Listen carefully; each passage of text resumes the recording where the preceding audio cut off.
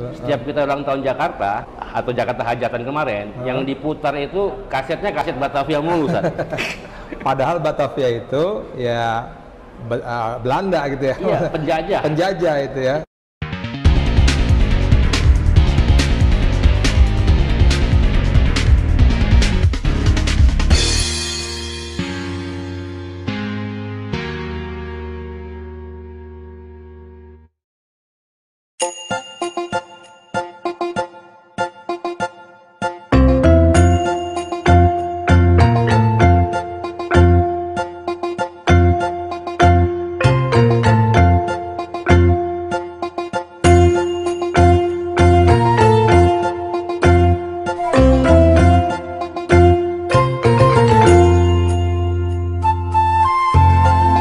Assalamualaikum warahmatullahi wabarakatuh. Waalaikumsalam warahmatullahi wabarakatuh. Saya sedang berada di Kota Tua, tepatnya di Kedai Seni Jakarta ya. Ini ngobrol-ngobrol dengan Pak Haji Firman Haris, seorang sejarawan, penggiat ya. Dulu pernah di Museum Mandiri, di bagian arsip Mandiri juga. Terus kita terakhir ini Ustaz di Yayasan Kota Tua. Yayasan Kota Tua, sebagai ketua ya? Iya, sama teman-teman. Sejak tahun berapa tuh? 2019 ya, baru sih ya. 2019. Tapi pas pandemi itu ya? Iya, betul. Oke, mungkin ceritakan Yayasan Kota Tua itu apa sih? Kalau Yayasan Kota Tua sih ya, semangatnya kan kita kegiatan sosial lah ya, terutama di edukasi, terus berkembang juga mengelola Tourism Information Center ya. Karena Yayasan Kota Tua itu kan kita berkolaborasi dengan Mula ya, dengan ITIC Ustaz, Indonesian Travel Information Center, UIT kawan-kawan. Indonesia Travel Information Center. Terus dengan Mula, bahkan dengan konsorsiumnya. Konsorsium Kota Tua. Ya, ada Pak Yayat juga gitu ya. Jadi kita intinya ya konsorsium pemikiran lah ya, konsorsium ide untuk bagaimana Kota Tua lebih baik.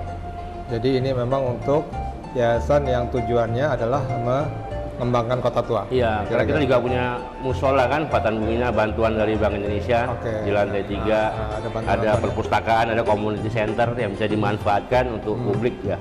Tapi kemudian tujuan kita hari ini silaturahmi dengan Pak Haji Firman ini.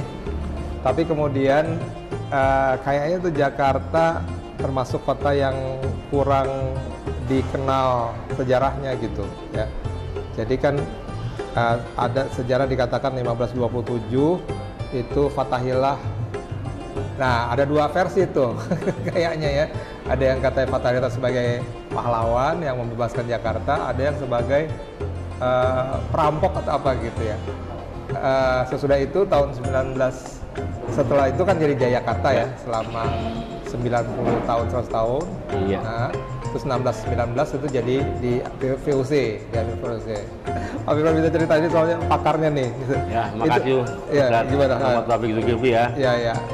Ya, kalau kita sih sebagai penggiat di Kota Tua, ya sekarang bicara Fathahillah, beliau itu kan tokoh ya, figur ya, bahkan tahun 2018 ya diadakan pagelaran Fathahillah, zamannya Pak Anies tuh. Iya, iya. Ada Taman Fathahillah, ada KRI Fathahillah.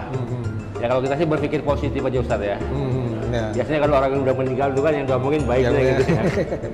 Kecuali kalau konstruksinya atau referensinya berbeda ya. Kalau bicara sejarah kan kita bicara referensinya ya, literasinya ya. Tapi yang pasti kalau versi Fathahillah itu kan ada dua sebenarnya mainstreamnya. Versi Banten bahwa Fathahillah itu sama dengan Sunan Gunung Jati. Kemudian ada versi Cirebon. Ya, Fathahillah berbeda dengan Sunan Gunung Jati, bahkan mereka punya makamnya kan di pintu 9. Dan sebenarnya ada versi yang ketiga ini Ustaz, menarik ya, versi Jayakarta. Ya, versi Jayakarta sendiri yang bersumber dari kitab Al-Fatawi. Saya juga dapat cerita ini dari teman-teman keluarga besar Pangeran Jayakarta waktu riset menulis buku tentang identitas Kota Tua Jakarta. Jadi kita bisa berdiskusi dan akhirnya saya banyak tahu tentang sejarah Jayakarta dari situ, termasuk tentang Fathahillah, bahwa beliau adalah anak Raja Sunda Kelapa kelima. Oh, jadi menarik. Berarti dari Sunda Kelapa? Iya, bahkan di situ ada nama kecilnya. Ya. Diceritakan adiknya itu adalah yang akhirnya menikah dengan anaknya Surawisesa ya, sebagai kompromi pada saat penaklukan Sunda Kelapa oleh Pajajaran. Ya, jadi ini kakak beradik. Oh, gitu. Ini kan narasinya bukan main Ustaz ya. Iya, iya. Makanya saya bilang apa babat apa? Kitab Al-Fatawi. Kitab Al-Fatawi. Nah, jadi itu peninggalan keluarga Jakarta yang menurut saya itu perlu dibuka, dikupas, diteliti. Karena di situ banyak sekali apa ya? Bagi saya itu kebaruan ya. Iya. Yang selama yang kita gelap, akhirnya dibuka. Dan ini versi lokal bukan manuskrip ya. Jadi jangan kita belajar sejarah itu hanya bersumber dari apa sudut pandang kolonial ya, konstruksi kolonial atau Eropa-sentrisme ya. Jadi saya rasa kalau bicara Fathahillah, emang dia pendiri Ustaz. Kalau menurut kita selama ini pendiri kota Jayakarta. Walaupun 22 Juni itu kan hasil risetnya Pak Sukamto ya, tahun 54, 56 ya. Sehingga kita merayakan ulang tahun Jakarta setiap 22 Juni. Itu 22 Juni itu gimana cara menentukannya sih? Nah itu emang waktu setelah Pak Sukamto menulis buku apa dari Jakarta ke Jakarta ya, itu ada polemik kan dengan Husein Jadidingrat ya. Tapi polemik itu bagus gitu ya, menurut saya memperkaya literasi. Jadi bahkan ada 5 teori tentang lahir Jakarta ya. Nah 22 Juni itu asumsi Ustaz, kalau bulan itu berdasarkan musim segala macam bisa dibaca di bukunya. Tapi satu hal, Pak Sukamto waktu adalah Kepala Arsip Nasional. Kepala Arsip Nasional. Sama kayak F. Gehan ya. Waktu dia nulis buku Out Batavia, beliau juga Land Arsip India Belanda, Kepala Arsip. Karena dia kalau arsip dia punya banyak ini ya. Iya, banyak rujukan. Ya. Tapi ya itu tadi, kalau sumbernya kolonial ya relatif sama kan. Tapi kalau kita punya manuskrip ya kearifan lokal, cara itu menjadi menarik ya. Karena suatu peristiwa bisa menjadi 2 cerita yang berbeda Ustaz. Ya, yang saya pelajari begitu saya baca mendapat cerita tentang kitab Fatawi, kayak peristiwa pecah kulit, bahkan peristiwa kebakaran Keraton Jayakarta. Keraton Jayakarta. Itu ada 2 versi, dibakar VOC atau dibakar keluarga Jayakarta. Ini kan menarik. Ya kan peristiwa sama. Nah itulah perlu kita baca banyak literasi. Sayangnya belum dikupas lebih dalam ya. Saya rasa kan sudah saya sampaikan ya ke publik, ya pemerintah lah ya, supaya Kota Tua sebagai kawasan destinasi wisata sejarah punya konten ya, storytelling yang kuat Ustaz. Kita jangan puas era Batavia aja, 30 Mei 1919. Setiap kita ulang tahun Jakarta atau Jakarta Hajatan kemarin, yang diputar itu kasetnya kaset Batavia mulu Ustaz. Padahal Batavia itu ya Belanda gitu ya. Iya, penjajah. Penjajah itu ya. Kalau Ustaz baca sambutannya Pak Sudiro ya, wali kota tahun 1994, kenapa sih kita perlu hari ulang tahun Jakarta sebagai ibu kota ya, apalagi sebagai ibu kota. Ya, karena selama itu kita ulang tahunnya itu 30 Mei. Oh gitu, sebelumnya 30 Mei? Iya, karena kebiasaan dari zaman penjajah. Jadi Pak Sudiro menugaskan Pak Sukamto untuk meneliti bukan karena apa ya, emang ada supaya ada rasa kebanggaan. Dan Pak Sudiro jelas bilang 30 Mei itu hari yang tragis gitu. Karena hari berkabung kali hari berkabung ya. Jadi jangan sampai kita ada ulang tahun Jakarta yang ditetapkan 22 Juni itu tahun 1956 kalau salah. Jadi oleh DPR pada masa itu ya Pak istilahnya. Jadi melalui keputusan ya. Bahwa ada pro kontra bisa saja ya. Tapi kalau kita sampai mengatakan Fathahillah figur perompak segala macam, ya hati-hati gitu ya. Rujukannya harus lebih kuat ya. Ya saya rasa itu aja Ustaz. Yang penting itu kan nilai-nilai ya. Bagaimana kita belajar dari sejarah. Tapi satu lagi ini nih, kalau misalnya kita lihat kan sebenarnya yang katakanlah yang asli dari lokal, dari tanah Jawa atau dari tanah Indonesia itu adalah memang sejarah dari Sunda Kelapa, kemudian Fathahillah ya. Tapi kemudian jadi Batavia atau VOC itu kan penjajah. Cuman kenapa orang sini itu lebih bangga dengan gue anak Betawi gitu? Kenapa gitu? Apa karena terlalu lama tuh gue? Ya kalau Betawi kan nama suku ya Ustaz ya. Kita sih yang lahir di bumi Jayakarta gitulah ya. Bukan diambil dari Batavia, Betawi itu? Ya itu banyak versi juga Ustaz. Ya, ada yang bilang malah di kitab Fatawi itu Betawi itu dari Fatawi. Oh gitu. Jadi Fatawi itu adalah 40 orang penghulu ya, yang dididik oleh Fathahillah untuk memerintah, untuk menjadi pejabat pemerintah atau penghulu atau pemberi fatwa lah pada masa itu ya. Nah itu juga ada versi seperti itu. Tentu ada juga versi yang dari Batavia gitu ya. Ya. Tapi ya itu tugas para linguistik kali ya. Tapi maksud saya kalau Jakarta itu kan ada kuburan ya Ustaz. Ya, Jayakarta itu ada kuburan. Pangeran Jayakarta. Iya. Oh, yang di Jatinegara ya. Ya banyak malah, bukan cuma satu. Banyak ya? Oh, yang diklaim sebagai atau itu ya itu kalau kita baca kitab Fatawi secara utuh, emang disebut ada 8 pangeran ratu. Oh. Ya, salah satunya tuh bahkan orang Banten sendiri nggak tahu. Maulana Hasanuddin. Sultan Maulana Hasanuddin sebelum jadi Sultan Banten pertama, beliau adalah Pangeran Jayakarta pertama yang dibayat di Gunung Jati. Jadi itu menarik kisah. Nanti akan kita menyasar ke Pangeran Wijaya Kusuma.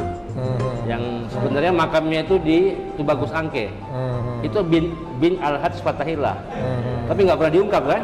Beliau disebut penasehat. Nah ini kan lucu Ustaz ya. Kita di Jakarta, ibu kota, kok nggak mau serius belajar mempelajari sejarahnya sendiri. Jadi saya rasa ini PR lah Ustaz. Ya, PR kita semua ya. Ya coba. Terakhir nih, karena ini durasinya nggak panjang-panjang ya.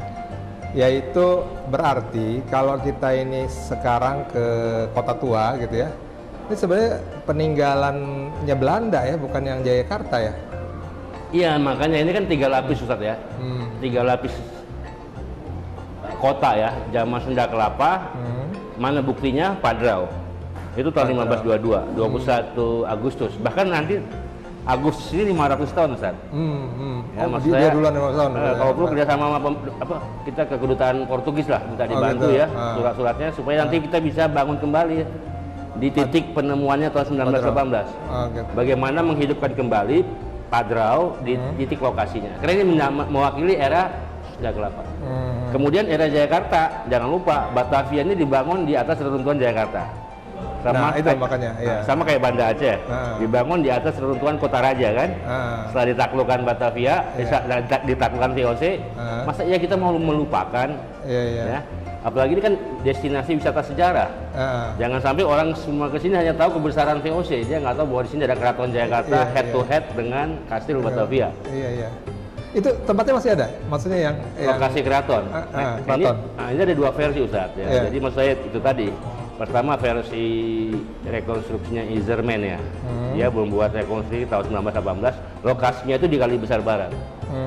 Atau sekarang ini sekitar Jalan Kopi sama Kali Besar Barat. Bentuknya seperti apa sekarang? Jadi bentuknya tuh kayak Demak ya. Jadi emang dulu Jakarta itu kan bagian dari Demak ya. Jadi bentuknya tuh ada dalam, ada alun-alun, ada masjid di sisi barat. Maksudnya memang itu bentuknya situs gambarnya sejarah atau yang sekarang? Lokasi aja Ustaz. Lokasi aja. Perkiraannya 100 meter dari pinggir gitu. laut. Tapi kalau menurut saya itu terlalu dekat dengan kastil Ustaz. Karena kalau kita lihat zaman dulu hadap-hadapan sepi, istilahnya gelas pecah aja di kastil ketahuan gitu. Tapi itu versi Izerman kan. Ada lagi versi kitab Fatawi. Nah ini menarik, lokasinya bukan di situ, tapi di Desa Kaliki, di Jayapati. Jadi itu keraton kedua Jayakarta. Itu kalau perkiraan sekarang sama-sama lokasinya itu di sisi barat Kali Ciliwung. Cuman Kali Ciliwung yang sisi timur. Itu kira-kira di Jalan Pinangsia Timur Raya Ustaz. Di depan ada kali, depan Gereja Sion. Makanya ini ada kaitannya nanti dengan Kampung Arya atau sekarang kan Pinangsia Ustaz. Itu toponimi Pinangsia dari mana? Dari situ. Kalau dulu saya kira itu finansial, padahal bukan, Pinang Seraya, Arya Penangsang. Nah, ini kan jadi terbuka Ustaz ya. Dan kenapa disebut nama dulu Jakarta Rawek ya, Jalan Pangeran Jayakarta. Karena memang di situ pusat pemerintahan Jayakarta. Ya, tapi ini kan penafsiran Ustaz ya. Tapi maksud saya bukti-bukti yang ada perlu kita kumpulkan, kita analisa. Artinya itu ya, tadi artinya memang ada 3 lapis. Yang lapis pertama itu Jayakarta, Sunda Kelapa dulu Sunda Kelapa, Jayakarta, kemudian Jayakarta, baru Batavia. Nah ini yang sekarang kita kalau ke Kota Tua itu Museum Fatahillah segala macam, ini memang Batavia ya. Iya, itu peninggalan kolonial ya. Tapi sebelum ada balai kota status kastil apa itu tidak ada pemiliknya gitu loh. Maksud saya kan gitu ya, kita harus harus melihat lagi ya. Iya, bukan tanah kosong gitu loh. Jadi ngapain dulu para pendiri Jakarta ini berperang ya, mengusir penjajah. Kalau kita hanya mengamini versi Batavia gitu. Ini kelihatannya tugas besar banget ya. Pasti ya harus mendudukkan persoalan dengan sebenarnya gitu ya. Iyalah, jadi gini Ustaz, namanya Kota Tua itu kan wisata sejarah saya bilang. Jadi kita harus ada pengkajian terus-menerus gitu lah, ya. Pengkayaan konten ya. Jangan revitalisasi fisiknya melulu ya, tapi narasi jiwanya kita rawat nggak kita. Kenapa yang mau kita sampaikan ke pengunjung, ke generasi muda adalah pendidikan karakter. Nah itu yang kadang-kadang jangan kita lupakan ya. Maksudnya akar sejarah kita tuh bukan ke kolonial, tapi kan ke kita sudah merdeka. Kita sudah merdeka. Kita ada Sunda Kelapa, ada Jakarta itu yang ada Jayakarta itu yang di sini ya. Betul.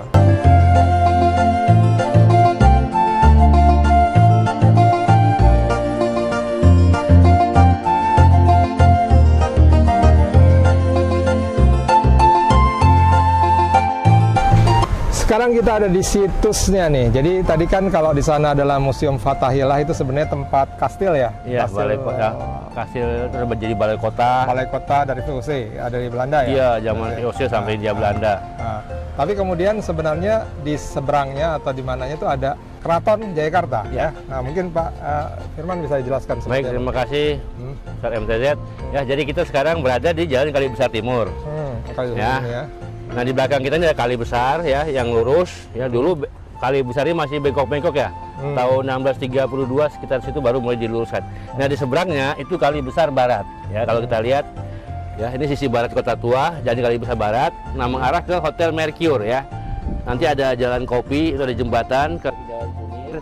Nah perkiraan lokasi Keraton Jayakarta menurut rekonstruksinya Iderman tahun 1918 berada di kali besar barat. Sebagian di Jalan Kopi. Ya, jadi di dalam kawasan keraton itu ada dalam ya rumah peninggalan Ratu Jayakarta. Kemudian ada alun-alun, jadi dalam itu menghadap ke utara Ustaz, menghadap ke laut.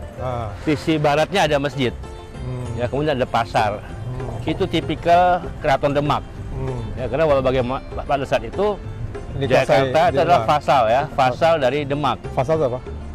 Bawahan, bagian, okay. Karena provinsi kali gitu ya atau bagian kekuasaan ya, karena tuh waktu ada ada koalisi 5 negeri atau bagaimana ya. Jadi lokasinya seperti itu. Nah sedangkan kastil di seberangnya Ustaz ya, maka disebut Kota Intan ya. Jadi salah satu sisi kastil itu yang disebut Diamond itu mengarah ke barat. Diamond itu maksudnya emang ada intan sih? Enggak, nama sebutan bastion. Jadi kastil itu kan segi 4. Setiap penjuru sudutnya itu disebut nama. Ada safir, ada diamond. Nah, diamond itulah nama awal mula menjadi Kota Intan, Taman Kota Intan. Maksudnya kastil itu yang kastil Belanda ya? Iya, yang pertama. Sebelum pindah ke Balai Kota, ke Museum Sejarah sekarang. Ya, jadi jaraknya dekat ya, seberang-seberangan. Ya, bahkan salah satu perjanjian saya baca antara Pangeran Wijaya Krama dengan Gubernur Jenderal, tentara VOC boleh bawa minuman keras, arak, ke dalam kastil, tapi nggak boleh bawa wanita Jawa, gitu ya. Gitu. Nah, itu ada, tapi dalam narasinya perjanjian itu dalam bahasa Belanda ya. Saya juga penasaran nggak lihat aslinya, gitu. Ya ada beberapa perjanjian, jadi kita bisa baca dari situ. Ya, jadi seperti itu lokasinya, walaupun ada versi lain gitu ya.